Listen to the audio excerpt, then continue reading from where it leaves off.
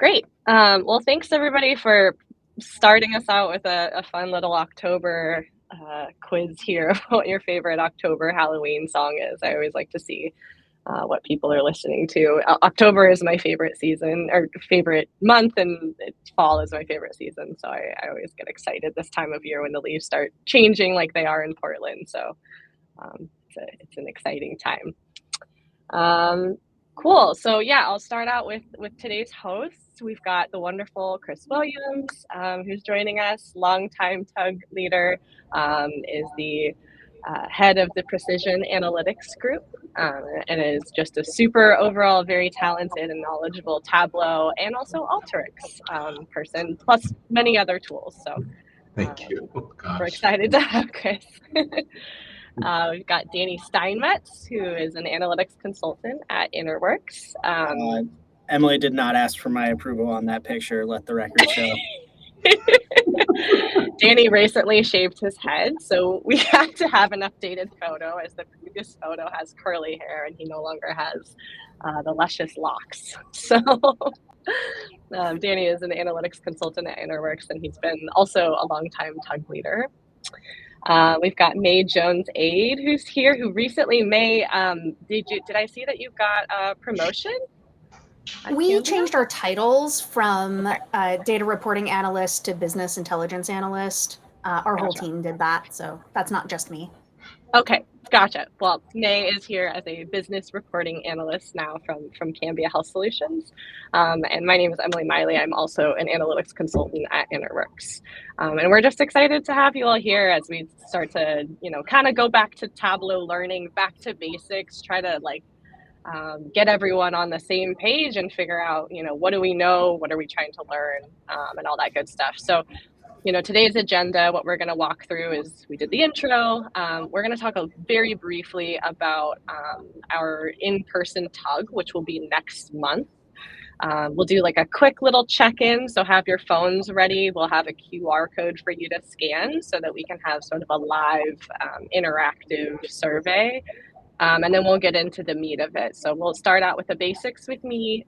We'll go into intermediate Tableau with Danny, and then we'll go into advanced topics with Chris. And if we have time at the end, we'll try to get Q&A.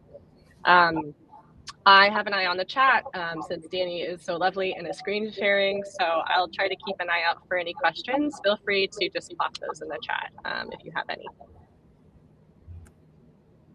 Cool. So our next Tug is going to be in person, which we're very excited about. For those of you who don't know, there is a new office space, a co-working space on the east side, right by the Hawthorne Asylum food carts, which they now have all my money because they're delicious if you haven't been. The office is allowing, Danny and I are working there right now, which you can tell from the backgrounds behind us. They're allowing us to use their amphitheater space for our next Tug. So we're super excited, and we would love to have you all join. It'll be at 5 p.m. at Kiln, sort of like how, the pottery kiln. And we're going to have, kind of similar to the other events, drinks, food. We're going to go over new features in Tableau for 2023. There's a lot of very cool things coming out that we're excited to talk to you all about. And then we're actually just going to do Tableau doctor sessions again. I think, we've had some desire, it sounds like, from the community to have some folks just sit there and be like, hey, I'm just trying to figure out this calculation, this LOD. If you see something today that you're like, oh, I want to learn more about that. I have no idea how they built that, but I would love to learn, or just want to talk to us and nerd out about Tableau. That's what this session is going to be for. So hopefully it's a good chance for us all to gather, especially as it'll probably be a little rainier, and get together and just kind of chat about Tableau. And Chris will be joining us, which is very exciting. So we'll have the whole gang there. Cool. So before we get started, we just want to know, and like Danny, I'm not sure I see that QR. Okay, nice. We want to know, if you scan this QR code, what is your biggest challenge when you're learning Tableau? So go ahead and scan that. If you don't have your phone on you, or you just want to add in the chat, that's also totally fine. We just want to hear from you.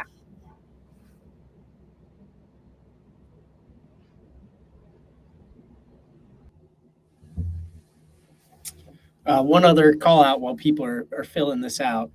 Call out about that tug is we will send out a bevy page at least 2 weeks in advance, if not more so. So in case you didn't write it all down, it is November 5th at 5 p.m., but we will send out more reminders as we go. Yes, thank you, Danny. Yep. And also on that note, just shamelessly plugging, I do try to post on LinkedIn as well as does Chris and May and Danny. So if you're ever trying to figure out where that information is, we do have a LinkedIn group where we'll post those events as well. If you're having hard time, I know sometimes I emails get lost for me. So that's also a good way. Sorry, Emily, one thing, it's not the 5th, I don't think, Danny, I think it's the 2nd of November. Oh, that's probably, you're right. 2nd at 5. Yes. Okay. Yeah, doesn't do it. Thank you, Chris. You slightly scared me there because I was like, oh no, my flight. Wait. Yeah, sorry. So no, yeah, it's definitely 2nd, and just hit us up with any questions that you may have. If you have server questions, I'd be more than happy to talk with server with you. Any of us are really excited just to have the Tableau excitement within the group. So whether you're starting, whether you've been in it for a minute or been in it for a while, just come and talk to us. We're talk to each other. So this is going to be a lot of fun. Yeah, I'm really liking what I'm seeing here. I think one of the things that I'm seeing the most of is we have a lot of folks that are sort of new and getting started. So hopefully this beginner course will give you a sense of where to start. Definitely data. The data is a huge part, right? All of the dashboards we build off of have to have good data underlying them, or at least ideally we want them to. And then there's a lot of really good specific ones in here too. Like I see date calculations, level of detail, which we'll talk about today. Formatting changes. Oh my goodness, we could do a whole tug on that. And actually maybe we should. So this is really helpful. Thank you all. Sweet. Great. Well, feel free to continue to add things. We'll still be able to see that after today. And that actually also helps us tailor the tug to what you all would find the most helpful, but we'll go ahead and get started. So my presentation, the section that I like to start out with, I speak a lot, or I like to think in analogies. I like to kind of compare things to things that I understand when I'm learning them.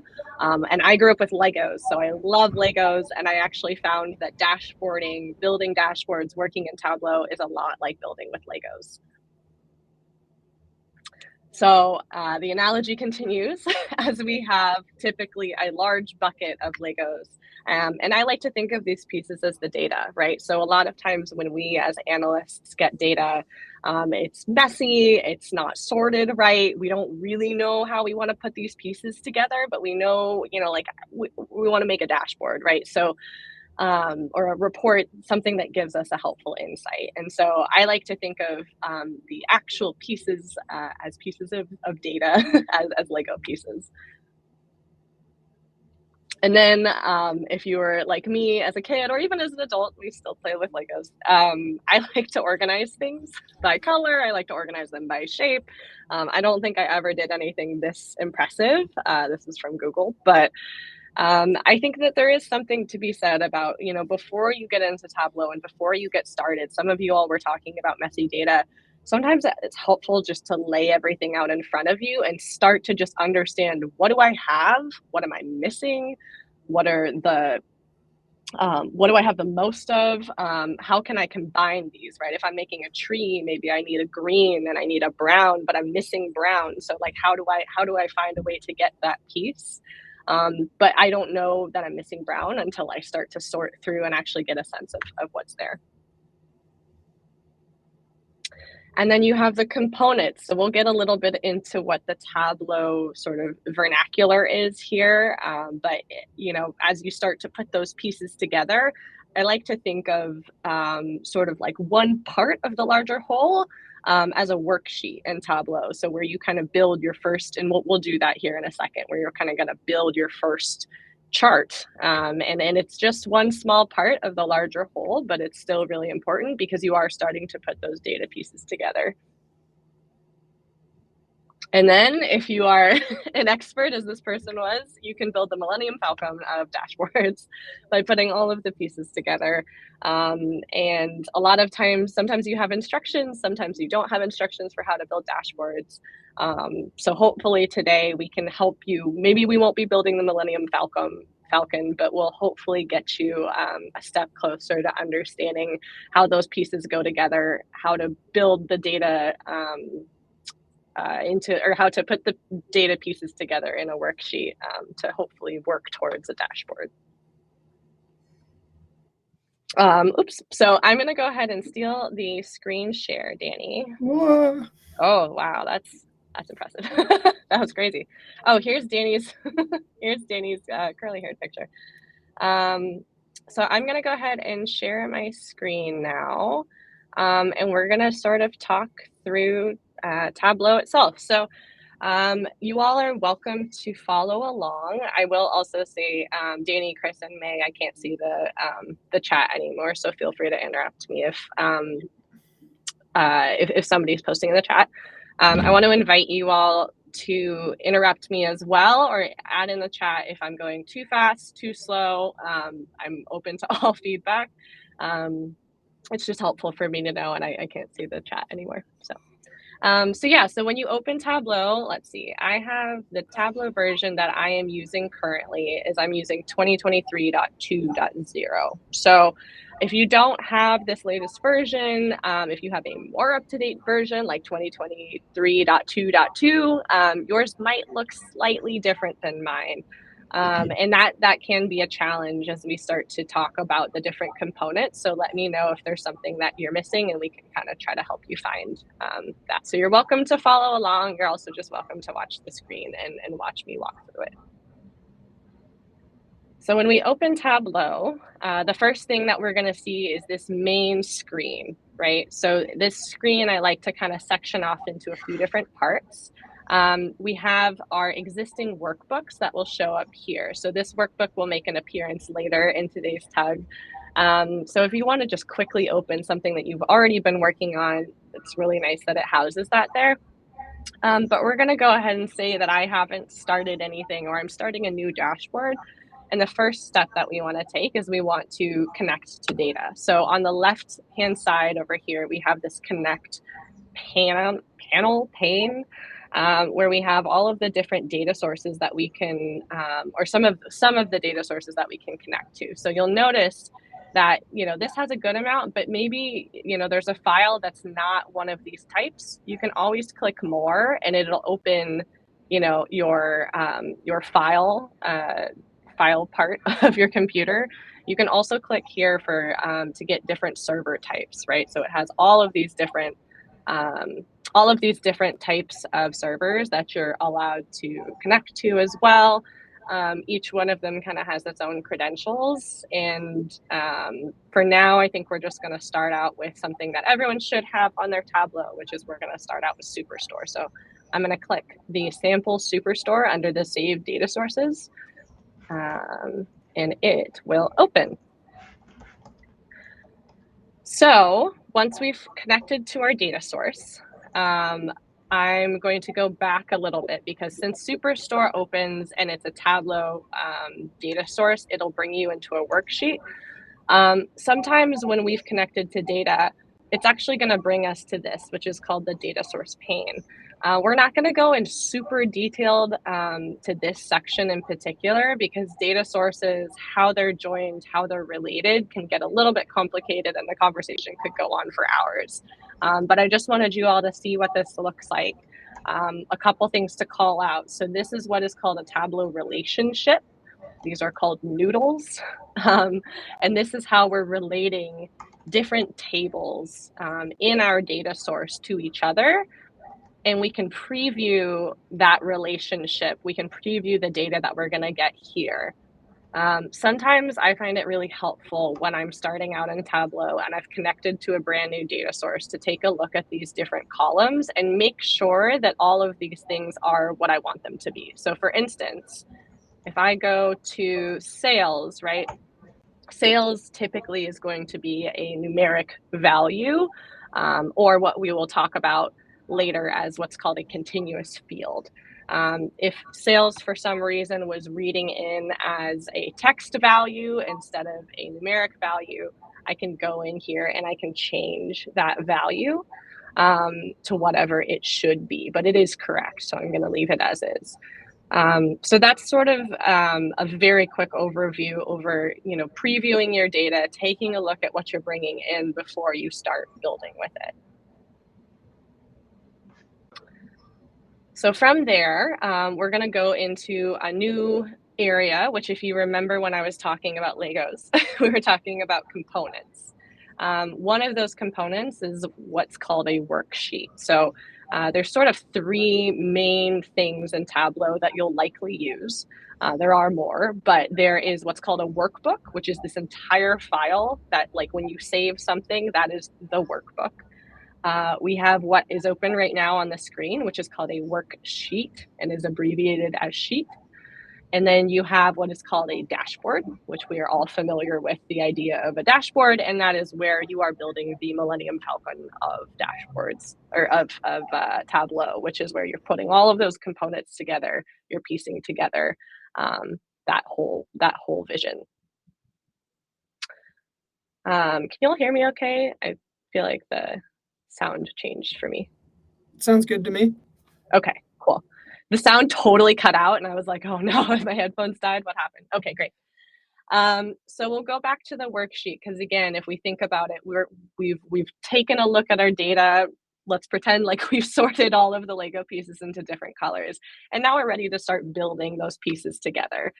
So when we're looking at a worksheet, there's a few different areas that we want to kind of focus on. We've got this section over here, which I like to call the data pane. And what that has is it has all of those fields when we were previewing the data in the data source pane, which was back here. It has all of those fields, and you'll notice that they are sort of broken out into, you've got blue fields, right, that are up here, and you've got some green fields down here. This is one of the things that I struggled with the most when I was starting out with Tableau. Little bit of context, I came from a GIS and mapping background, so this was all very new to me. These are what we call continuous fields, are the green ones, and then we have the discrete fields as blue. So the way that I like to think about that is blue fields are used to sort of segment, or if we think of like a pie chart, like sort of break apart the data. And the green fields, also known as the continuous fields, are what we're using as numeric fields, often integers, floats, can be decimals. And we're usually aggregating those fields with a sum or an average or a min. And that is sort of that is the meat of how we build these dashboards. So you've got your blue fields and your green fields. And so this is sort of the main section of this part of Tableau, is like this data pane. So I'm going to just quickly walk through.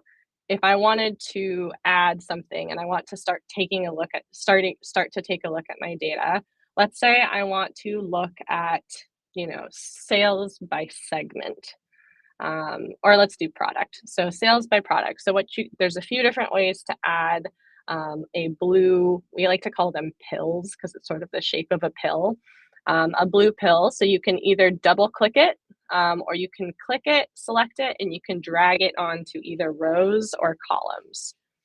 And so again, keeping in mind that blue fields are discrete fields, this is a way for me to segment my data. And then we wanted to take a look at sales. So I'm going to go down to the sales section with the green pill, and I'm going to click it, and I'm going to drag it onto columns, and you've created a bar chart instantly.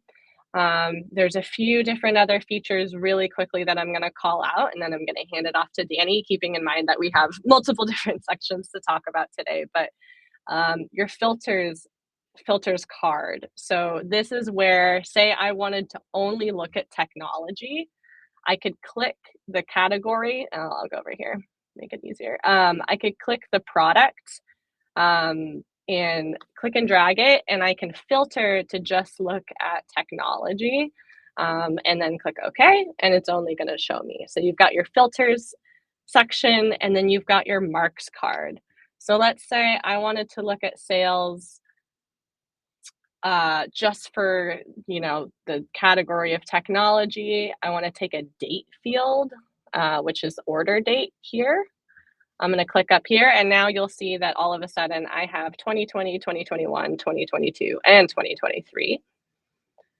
And let's say I want to color code each one of those years. That's going to come in the marks card. So what I'll do is I'll go back over to order date. I'm going to click and drag that onto color, and all of a sudden I have multiple different colors corresponding to the year, and I'm still filtered to just show technology. So that was a lot in a very short amount of time, but hopefully that gives you all a good sense. Again, I want to just say, like, there's a lot to Tableau. The beginner section could go on for a very long time, but hopefully that gives you all a good sense of how to get started. And I'll pass it over to Danny. Awesome. Thanks, Emily. I do also want to share, I know one thing that in my time trainings, people had a hard time with was figuring out put something on rows or on columns. And I have a little hack that I like to share for that. So if I go into a new sheet, you can see these little symbols next to columns and rows. I like to think of rows, you got bunk beds, and columns, you got foosball players. And wherever you have the heads, whether they're the foosball player or in the bunk bed, that's where that pill is going to essentially populate. So what I mean by that is if we start to look at this, where we put one of these categories on rows, it's going to populate along the side, matching kind of where those heads are. And if I put it on columns, it's going to populate on top, matching where the heads are. So just a quick thing, that clicked for me. It might not click for everyone, but I do like to show that. And I also like to show if you can swap your whole view on kind of a pivot, like with this swap columns and rows. But with that being said, let's jump into parameters. So I was really relieved to see some of on that word chart, parameters as kind of one of the bigger words on the word cloud. So I'm going to walk through kind of talking a little bit about what are parameters, and we're going to look at some examples. We're going to create a very simple one, and then I'm going to showcase a slightly more complex version. So looking here, or before I jump into examples, what is a parameter? A parameter is a global variable to some extent that the user can then interact with. Sometimes this does feel slightly similar to a drop-down filter, but we can really get creative with it, especially with parameter actions. And it doesn't need to be tied directly to your data. For example, the options we have in our dropdown for our parameter don't need to match exactly what we have in the actual data, but we do want to tie them together somehow, because that's where we start to get the power of parameters. So a few examples here. I just pulled a few dashboards from Tableau Public. So here we have this fun kind of long dashboard about what is the most common way to spell various names. And Kelly here chose her name or their name to try to figure out what that looks like. And I noticed immediately the use of this parameter where you can switch back and forth. You can tell this wouldn't be a filter where we would filter out percent of births or number of births. These are going to be different measures or different ways of calculating births in our data. And we can use this parameter to switch back and forth between the two options. So that's a great use case that we're actually going to look at, is switching between measures. You can also tie it into something like dates. So if you want different intervals of dates, this could be done, theoretically, some of this could be done with a filter, but in some cases, we're highlighting the previous 12 months. It just gives us a few more options of how we can interact with the view. And when we start to implement parameter actions where we can click on them, we get a bit better visual design as well.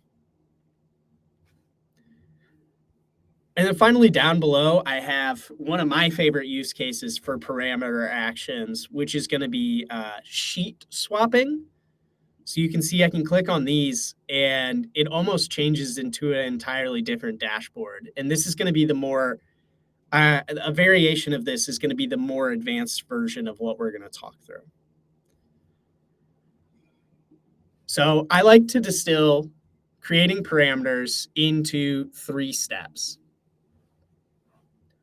So there's some more sub-steps here, but if you keep these 3 in mind, you're going to be able to stumble upon kind of each building block.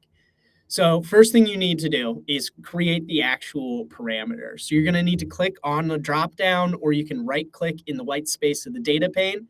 And I'll show this in the next step, just so we can see it. Next step is creating a calculated field. And you want to make sure that it's tied to the parameter, of course, or else there's no use in having that relationship. And then finally, you need to add the parameter to the view. We can do this with parameter actions, or we can just show a dropdown for that parameter. So I'll walk through an example here. Right now, this is just using Global Superstore dataset. I've added that subcategory field onto rows and then sum of sales into columns. And what we want to do in this example is we want to be able to swap between profit and sales in this view, and we want that to be reflected in the title. So we're going to make some changes to the title, and then we're going to change this sum of sales pill to be one that switches between sales and profit. So step 1 is create that parameter. So we can go to this little tiny arrow here, or if we have some white space in our data pane, I can right click, choose create parameter, which is going to be the same option as here, create parameter.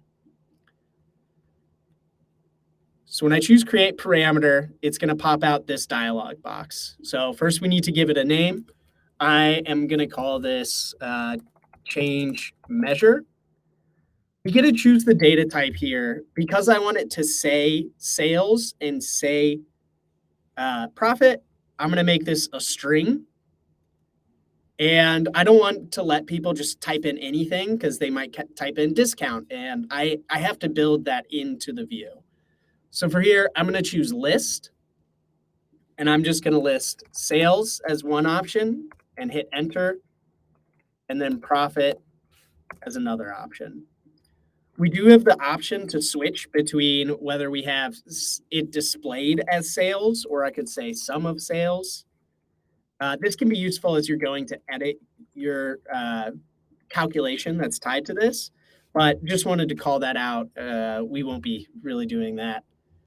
You can pull it from when the workbook opens, but I'm just going to leave this as is, and I'll choose OK. Next, I need to create a calculated field tied to this parameter. But before I do that, I like to show the parameter here so I can work off of it. So down at the bottom of the data panel on the left, I'll choose change measure and show parameter. That'll populate up here in the top right. I then like to change it to a single value list just so I can see all of the values within this parameter. Next, we'll create a calculated field. There are a ton of different ways to do this. I just like to use this drop down, and I'll choose create calculated field. For now, I'll just call this my measure swap calc. And then we can use case statements, or we can use an if-then statement. I'm just going to do a quick if-then statement where we want to say if that parameter, so I called that change measure, if it equals, and I can go out here and check my measure or my values, sales.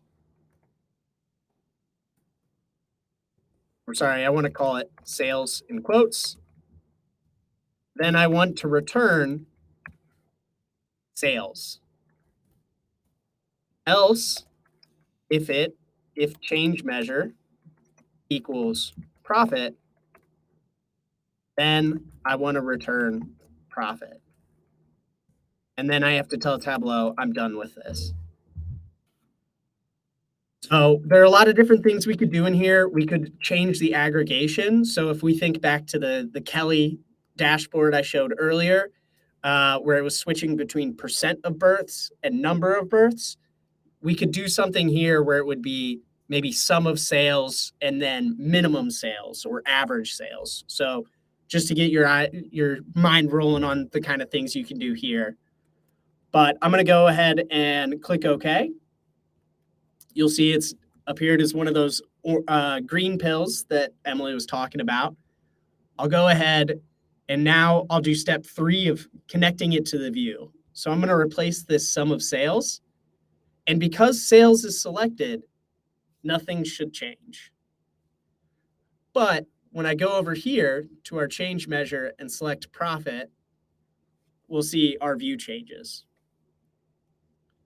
So now we can, if we don't need to view sales and profit side by side, and we're just going to kind of switch back and forth, we can now be much more effective in our dashboard in using our space with a kind of eye for user experience. But the last thing I wanted to do is, right now it's not super clear what we're looking at. I'm going to go ahead and change the title. And the way I'll do this is I'll double click. I'm going to go in here and change this. And I am doing this by our subcategory. But here, before the by, I want to say whether it's profit or sales. The way I can do that is this insert dropdown. I can then select my parameter of change measure. And when I hit OK, you'll see it changes to sales by subcategory. And then I can switch to profits by subcategory.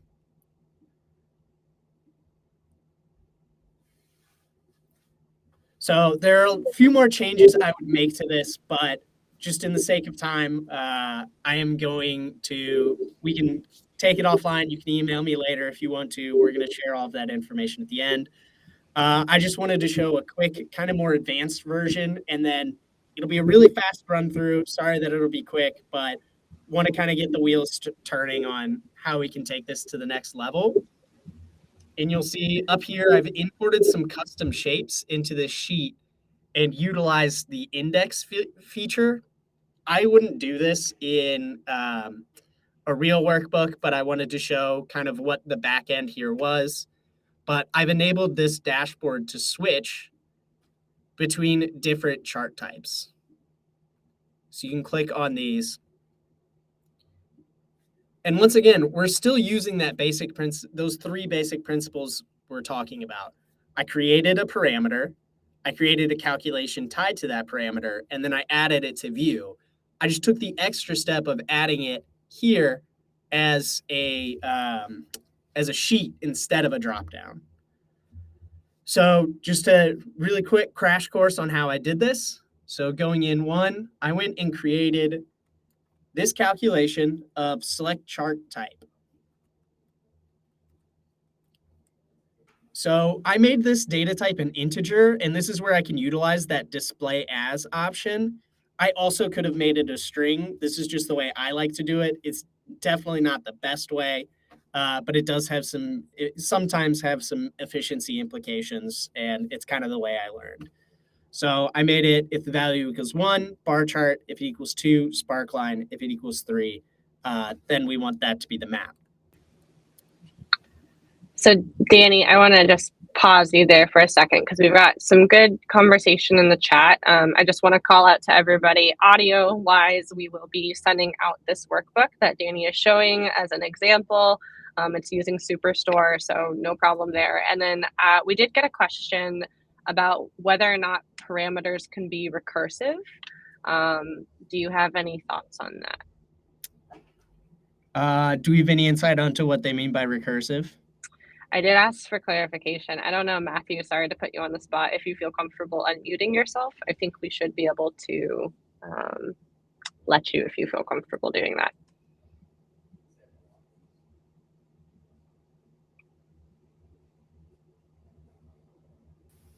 Hey, am I muted? Yeah, we can hear you. You are good to go.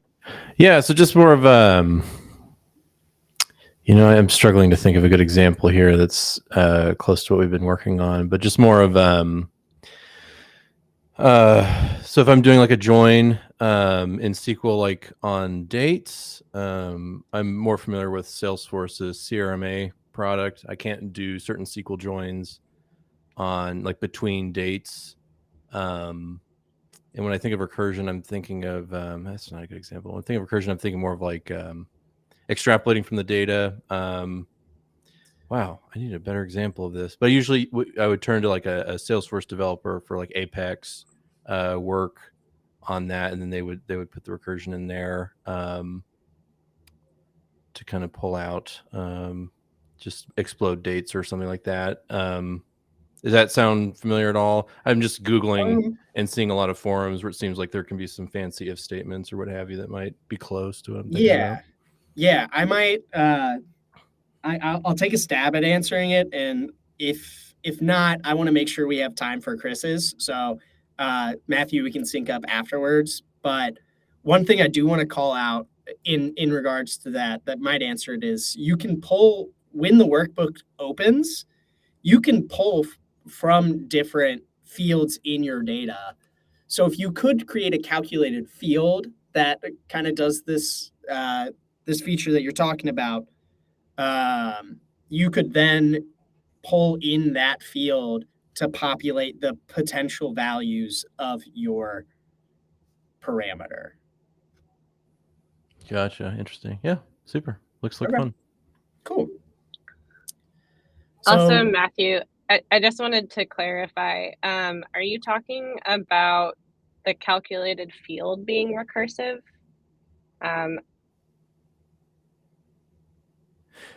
Yeah, possibly. I'll do some noodling on this as well.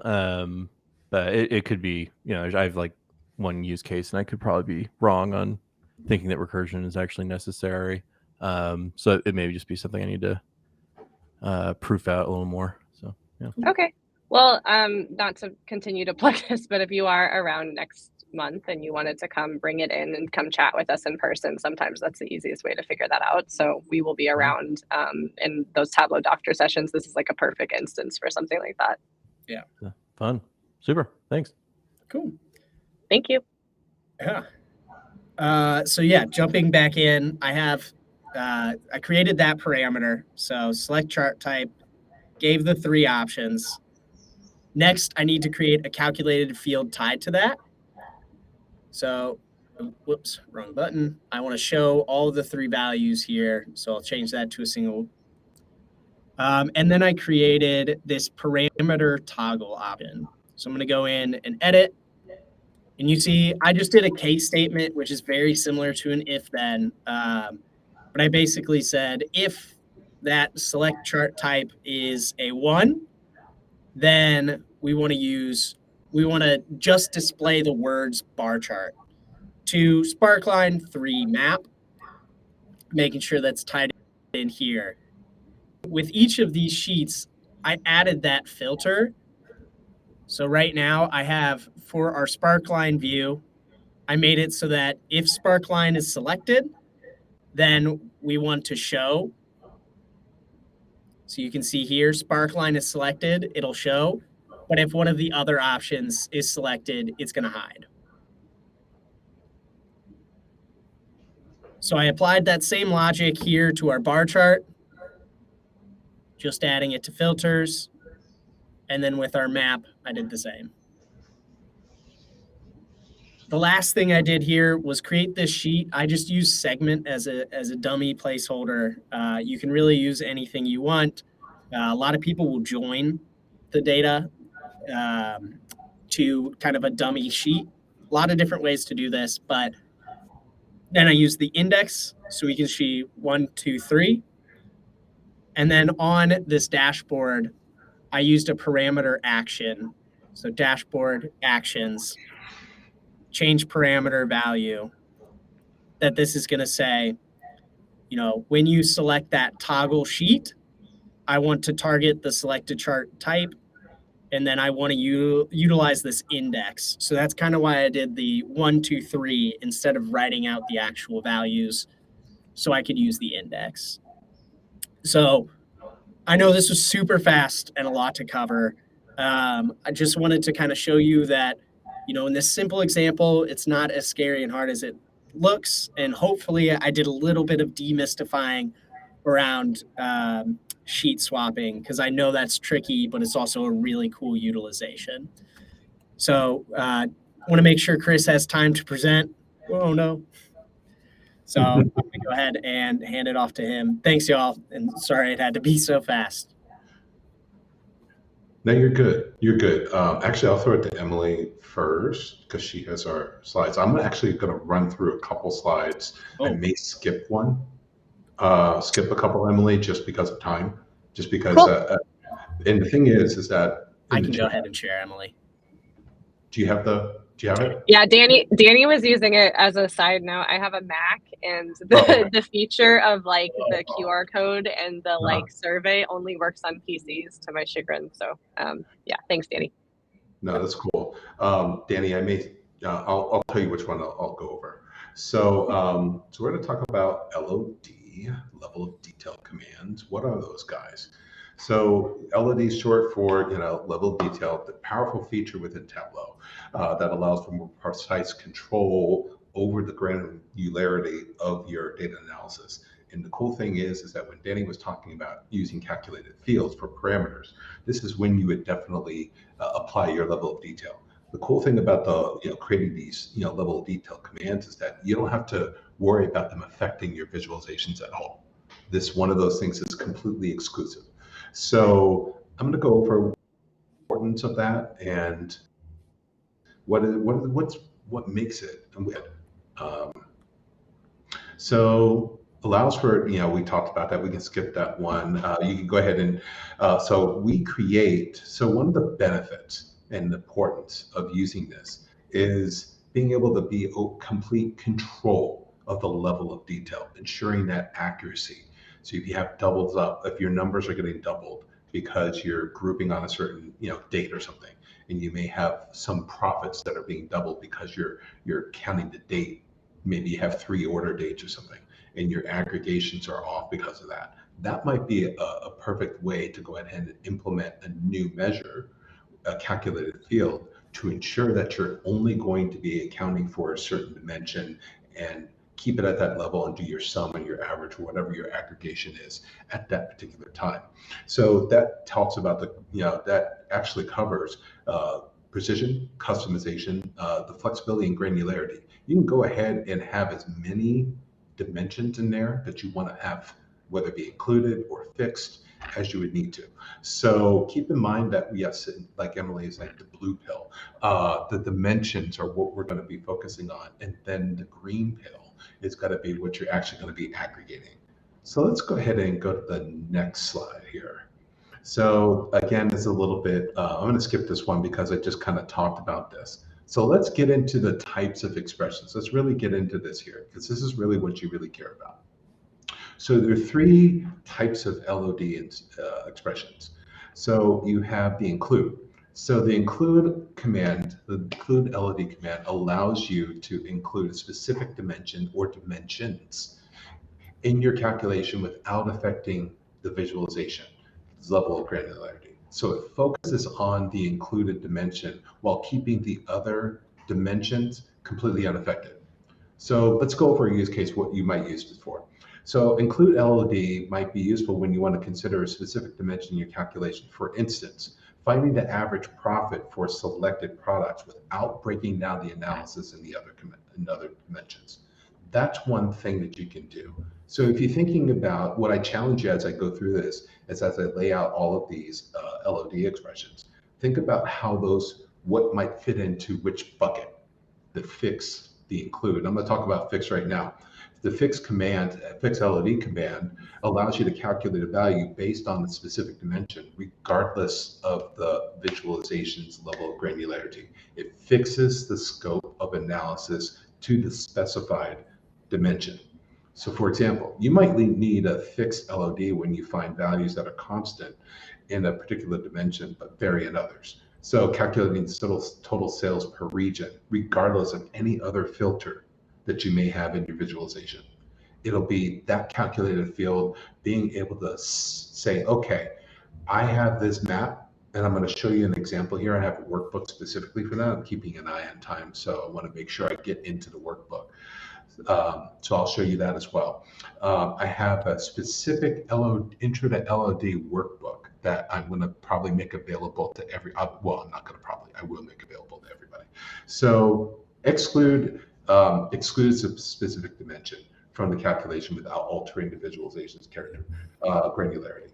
So that might come in handy when you're analyzing the overall profitability while excluding a specific product category. So if you already know that a specific category may have outliers and affect your bottom line, whether it be profit or something else, you might want to use and exclude to isolate that and get a more valid number so you can make your business decisions.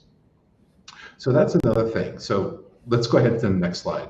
You take a look at the syntax. So the syntax is curly bracket. You either have your fixed, include, or exclude. Those are your three types of commands. And then you have your dimension declaration, and then colon, and then your aggregate expression. So you see one, you can actually do a comma and have multiple dimensions there. So make sure that you understand that. So for the fix, this fixed example here, fixed category, colon, sum of sales. This calculates the sum of sales for each category, regardless of any other dimension in your visualization. So you can have something, and what I tend to do is sometimes I'll use my level of detail commands in my visualizations as far as either like a tooltip or actually identifying something if you want to go ahead and do something by country. Include, region, average profit. This is the second example. Calculates the average profit for each region, keeping the level of granularity of the other dimensions intact. Exclude, it calculates the maximum sales value while excluding the product's dimension influence. So if you know that you have some wonkiness in your shenanigans in your product, go ahead and write a level of detail to exclude that. Use that measure going forward. Okay, so I think we've covered that. So I'll go ahead and start sharing my screen, and I will go ahead and show you. I'll just share my entire screen, show you everything. Let's do this. All right, we'll minimize you. You get to see Tokyo while I bring this up. So I have this workbook here. And so one of the things that I wanted to show you here, let me hide this so you can see this. So I have, I'm going to go to this fixed and include worksheet here.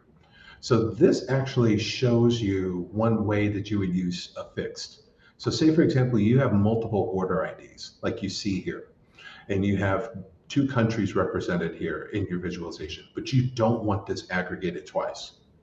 What I'm using here is this sum fix. So this fix here, let me open this here. You'll go ahead and take a look at this edit. And you can see that this is basically saying, hey, don't aggregate this twice. You may have multiple order IDs for the country. I don't care. What I want to do is fix for a particular order ID. I want the sum of the profit. And that's what you're getting here. Hopefully everybody can see that, what I'm talking about. If there are any questions in the chat, go ahead and talk to me about that. I tend to use a lot more fixed than I do anything else because I don't like the double aggregation or double, whenever I have something multiple. So you may have order dates. You may have three, orders for the order or multiple orders for the order date, and you want to just clarify something. Hey, I just want to have the profit, or I want to have the sales per order date. So let me go ahead and do something here. So I have this, this command here that basically says profit per order ID. So maybe I want to create a new one. So let's go ahead and do something like that. So if I were to go ahead and say, create a new one, I can just go ahead and create a new, or I could copy this, but I can go ahead and create a new one. If I can find my way around. There we go. And I'll do profit, spelling is important, per order date. I'm just creating this. This may not, So what you want to do is go ahead and do for the bracket, and you do like an include.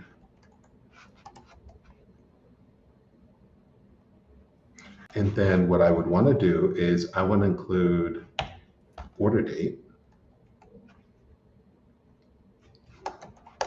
Do your sum. And then what I'm going to throw in there is profit, which is the measure that I want to do. Make sure you go ahead and close your curly brackets so you don't get yelled at. And now you have this in here. So I did this, basically to go to another. I'm going to go ahead and go to another worksheet. So this one actually shows the include. So let me show you that real quick, and you can see the difference. So you have this one actually has, let's make sure that's profit. I believe it is. Yeah, you do have a profit of 393, whatever that unit of currency is. Then you have a minus. So basically, you don't have a profit of Belgium, from France at 7.8. Obviously, when you bring these two together, you get this number. And you don't see this number multiple times. So, yes, questions? I thought I heard somebody. Okay. Nope. It might have just been noise. Okay. Go on mute, but no worries. Yeah, doing great. Thank you. Okay. So, what I want to do is when you look at these, just challenge yourself to figure out what you're trying to do in English first, then come in here. The actual syntax for doing these is not that bad, because you just have to make sure that if you're just breaking this down, I'm just saying, all this is saying is, hey, I only want I want the sum of the profits for each order ID. That's all I'm doing. You don't even have to have this in it's in the visualization. You don't have to have it. That's the cool thing about LOD commands, is that they're basically all by themselves as far as visualization is concerned. So I'm going to go to this map, average profit. So I have an average profit, okay? So what I end up doing sometimes, and this is the average profit per country, and I have this highlighted. So I created another one called order ID. So do the profits for order ID. And then what it does here, and as it puts it into the context. So my profit per order ID for the US is $57. If I wanted to go ahead and throw the one I just created by order date, I will probably throw this. Get out of there. Hey, Chris. Yes. I think we've got a question. And Sunita, I'm happy to unmute you so that you could ask the question yourself. And then also, if you don't feel comfortable with that, I can try to summarize. But I'm going to add you to the presenter really quick.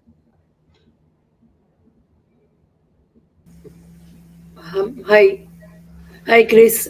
This is Sunita.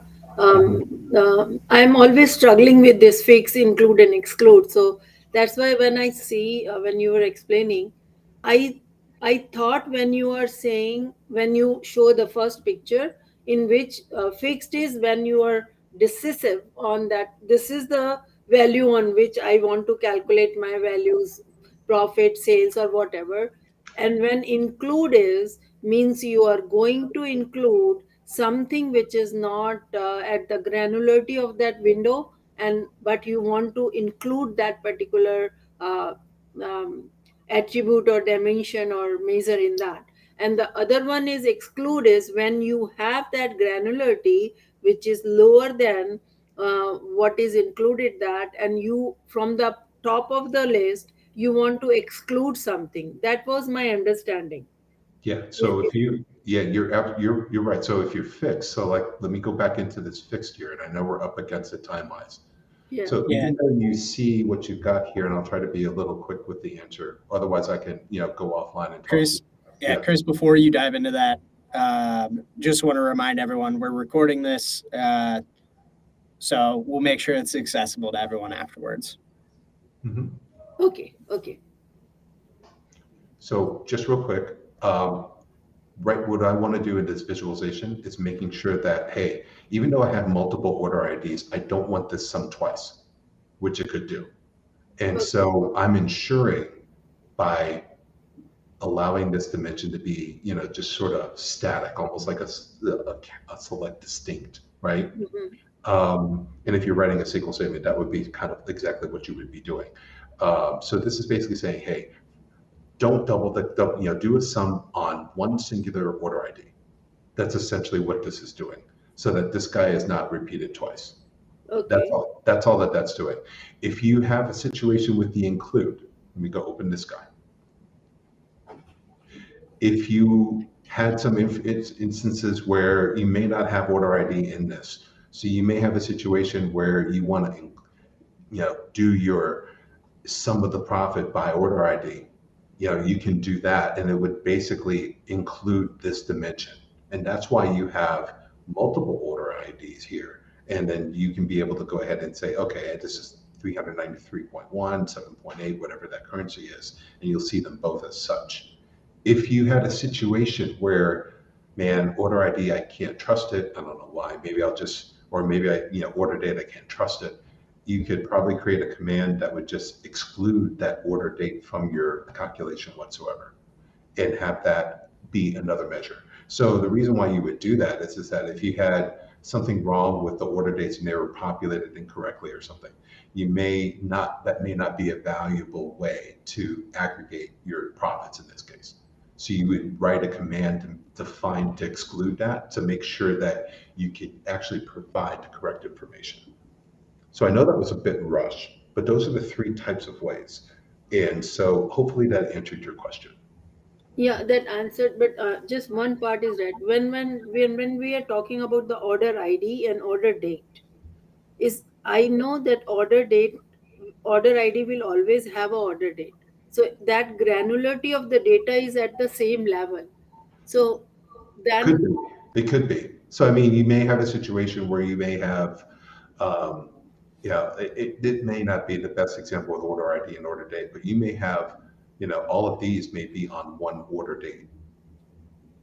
This all may be, say, 10/5/2023 or 10/2/2023, and you may want to aggregate total by date, not just order ID. So there may be a situation where you may want to do that. So that's why sometimes you really have to understand what your end goal is and what you're trying to aggregate and what you're trying to include and what you're trying to exclude for your visualization. Understanding what your measure should look like is the critical part of building these LOD expressions. okay, got it. Thank you very much. You're very welcome. So go for it. I was just gonna say, I think, Chris, if it sounds good to you, it might make sense to just sort of wrap this up, and you'll be available to talk about all the LODs if people are open to chatting with you. Again, we have information. Danny posted our contact information. We're always happy to chat with you all if you have follow-up questions. We'll make sure to send out the workbook that Danny and I were sharing, and maybe Chris, if you're open to sharing that workbook as well, we can combine those. And we will make sure that we get that in the recording to you all in an email shortly. Yeah. Awesome. So hopefully, and David brought up a good point about the visualization in there. But if you have the country in there, and if you had like the labeling in there, it could potentially show up twice too. So, I mean, there are a multitude of things. You just don't want the sales or the profit or any measurables to show up twice, which is the reason why you potentially would put a fix there. Yes. Thank you for the chat, David. Awesome. Yeah. Cool. Thanks everyone for participating and for being active in the chat. And hopefully we'll see you all in person November 2nd. Yeah, November 2nd. It was just tested. But I hope everyone has a great rest of their day. Yeah. Thanks, everybody.